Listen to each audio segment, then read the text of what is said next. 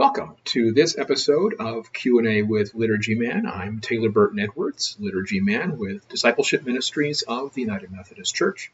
I am your apportionment dollars at work to help you strengthen worship and the understanding of worship where you are. Today's question came to me twice today as part of my new work with InfoServe, the United Methodist Information Service, and that is, at what age may children begin to receive Holy Communion? This holy mystery has some very specific guidance about this, and let me summarize what it is, and then I'll read you the guidance that it provides, and then say a few words about what all of that means. Basic guidance is this, the general statement. As soon as someone is baptized, they may be eligible to receive Holy Communion. And that includes infants. Here's what it says in this holy mystery. I'm reading from the study edition. This is on page 28 at the bottom.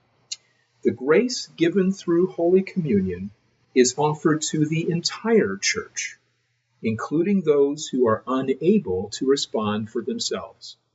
Children are members of the covenant community and participants in the Lord's Supper. There is no lower age limit. Once a child is baptized, he or she is eligible to receive the body and blood of Christ. So this brings up another question, and it's a very practical question, and in fact, the very next paragraph begins to address that practical question. You mean infants are to receive the bread and the juice, or the bread and the wine? How does that work, practically speaking? I'll address that in a second. Here's the very next sentence, by the way, from this holy mystery.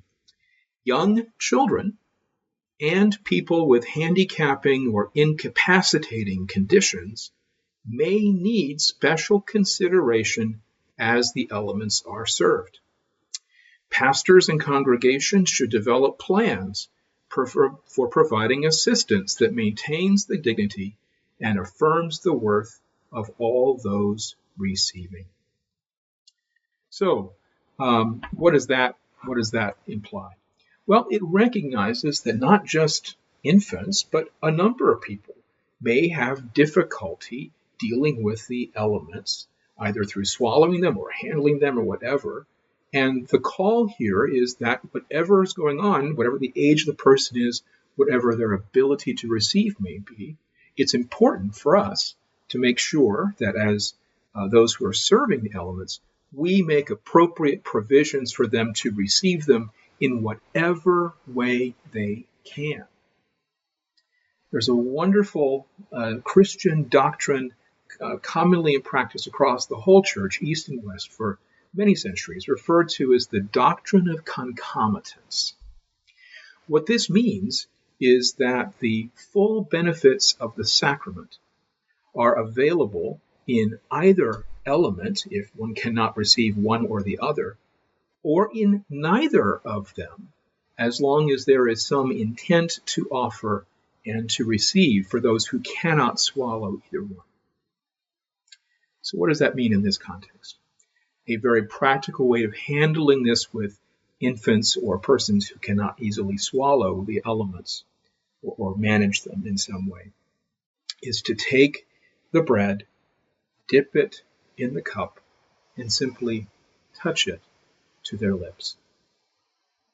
And if you've done that, you've done something that is dignified, that is appropriate, and that signals the church's intention to offer, and is reciprocated by the Spirit's work in the life of the person who is receiving. So, what's the earliest age at which a person may receive the sacrament? Well, at least as soon as they're baptized, which can be infancy. I hope this has been helpful. Remember, you can always contact me, worship@liturgyfolks.com, through the UMC Worship Facebook group, or drop a line on this page, and perhaps your question or comment will become the basis for a future episode of Q&A with Liturgy Man. The peace of Christ be always with you.